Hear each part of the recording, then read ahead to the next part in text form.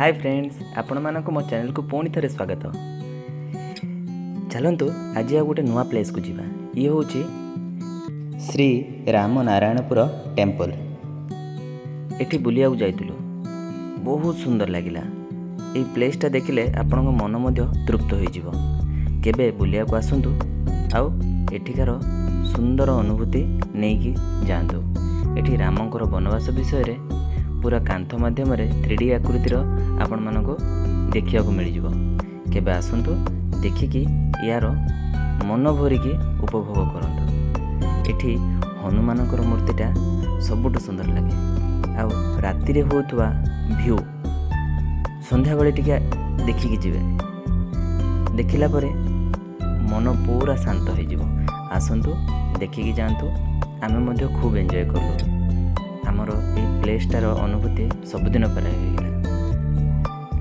Thank you दोस्त। आपण मानकु बहुत सारा धन्यवाद मो वीडियो को वॉच करथबारु। आउ जदि मोर ये वीडियो जाको आपण मानकु भलो लागे ताहले मते लाइक सब्सक्राइब आउ शेयर मध्य करिवे। आपण मानक भलो पाइबा ए भलिया मिलुथिले मो आगामी को ए भलिया नुआ नुआ वीडियो आपण मानकु देखैबी। आसंतु आपण माने मोर ए वीडियो रो संपूर्ण व्यूटा को अनुभव करंतु। आउ थरटू हेले मध्य एठाको आसिकी देखिकी जांतु। विजयनगरम श्री राम नारायण टेम्पल विशेष करी संध्या बेले देखिया को चेष्टा करिवे।